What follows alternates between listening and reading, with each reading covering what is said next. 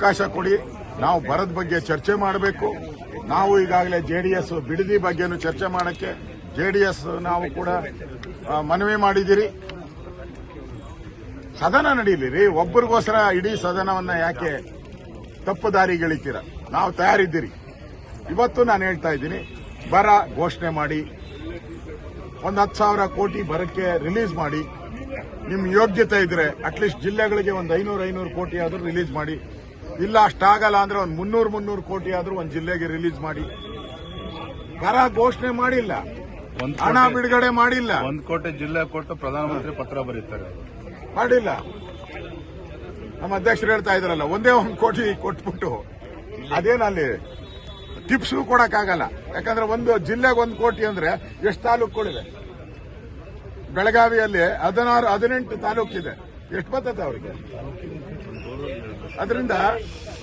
ಇದರಿಂದ ರಾಜ್ಯದಲ್ಲಿ ದಲಿತರ ವಿರೋಧಿ ಸರ್ಕಾರ ಯಾವುದಾದ್ರೂ ಇದ್ರೆ ಅದು ಕಾಂಗ್ರೆಸ್ ಸರ್ಕಾರ. ದಲಿತರ ವಿರೋಧಿ ಸರ್ಕಾರ ಕಾಂಗ್ರೆಸ್ ಸರ್ಕಾರ. ಲಕ್ಷಾಂತರ ದಲಿತರ ಹಣವನ್ನ ಲೂಟಿ ಮಾಡಿ ಒಬ್ಬ ವ್ಯಕ್ತಿಗೋಸ್ಕರ ಇಷ್ಟು ಕಾಂಗ್ರೆಸ್ ನಿಂತಿದೆ ಅಂದ್ರೆ ಈ ಹಣ, ವಾಲ್ಮೀಕಿ ಹಣ ಏನಿದೆ ಅದು ಕಾಂಗ್ರೆಸ್ ಜೇಬಿಗೆ ಹೋಗಿದೆ, ರಾಹುಲ್ ಗಾಂಧಿಗೆ ಹೋಗಿದೆ, ಕಾಂಗ್ರೆಸ್ ಪಾರ್ಟಿಗೆ ಹೋಗಿದೆ, ಕಾಂಗ್ರೆಸ್ ಎಲೆಕ್ಷನ್ಗೆ ಹೋಗಿದೆ. ಅದಕ್ಕೋಸ್ಕರ ಇವನು ತೆಗೆದ್ರೆ ಅವನೆಲ್ಲರ ಕತೆ ಬಿಚ್ಚಿಟ್ಬಿಡ್ತಾನೆ. ಆ ಬಿಚ್ಚಿಡ್ತಾರೆ ಅಂತೇಳಿ ಇವತ್ತು ಕಾಂಗ್ರೆಸ್ ಅವರು ಹೋರಾಟ ಮಾಡ್ತಾ ಇದ್ದಾರೆ. ಎಲ್ಲನ ಕಂಡಿದ್ದೀರನ್ರಿ. ಅಂದ್ರೆ ಬಿಜೆಪಿ ಹೋರಾಟ ಬಿಸಿ ಮುಟ್ಟಿದೆ ಅಂತ ಅರ್ಥ ಆಯ್ತಲ್ಲ ನಿಮ್ಗೆ? ನಿನ್ನೇನು ಸ್ಟ್ರೈಕ್ ಮಾಡಿದ್ರು, ಇವತ್ತು ಮುಖ್ಯಮಂತ್ರಿಗಳೇ ಸ್ಟ್ರೈಕ್ ಅಂತೆ. ಕೇಳಿದಿರ ಎಲ್ಲನ ರೀ? ಮುಖ್ಯಮಂತ್ರಿಗಳೇ ಅಂದ್ರೆ ಬಿಸಿ ಮುಟ್ಟಿಸಿದಿರಿ ಅಂತ ಅರ್ಥ ಆಯ್ತಲ್ಲ. ಬಿಜೆಪಿ ಬಿಸಿ ಮುಟ್ಟಿಸಿದಿರಿ ಅಂತ ಅರ್ಥ ಆಗಿದೆ. ನಾವು ಕಾಂಗ್ರೆಸ್ ಪಾರ್ಟಿಗೆಲ್ಲ ನಾವು ಉತ್ತರ ಕೊಡಬೇಕಾದ್ರು ನಾವು ಜನಗಳಿಗೆ ಉತ್ತರ ಕೊಡ್ತಾ ಇದ್ದೀರಿ.